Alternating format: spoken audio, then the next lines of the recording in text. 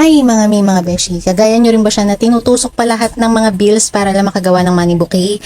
Well, meron na naman akong technique na ituturo sa inyo. 3 stick nga lang ang magagamit mo dito mga beshi, mga mi. Pwede mo nga rin gamitin to sa mga empty slot na money bouquet. Pero dahil nga taga rito lang sa amin yung nagpagawa, ako na nagpalawal ng money. Kaya nga nakashoot na yan lahat sa plastic.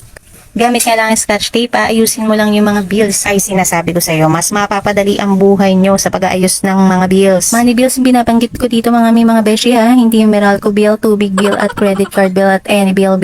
Kahit ilang layer pa nga ng pera o ng money ang iyong idikit ay walang problema. Basta idikit mo na mabuti at iayos mo ang buhay mo. Ayan, gagamit ka nga lang ng karton o folder o kahit anong medyo matigas na bagay. Huwag lang yung bagay na tumitigas ha. Gagamitan mo nga rin pala ng double-sided tape.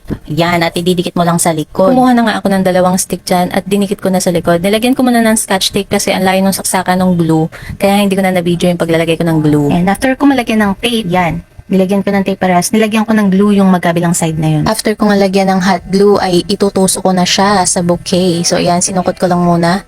At yan, unti-unti ko na nga yan tinutusok sa likod. Moment of truth. Ayan. O, diba? Hindi naman halatang hindi siya nakastick. Saka mas maayos siya actually. Saka mas madali talaga siya. Promise. At ilalagay ko na nga dyan yung pangatlong stick dahil medyo napansin ko na medyo lumulundo sa likod.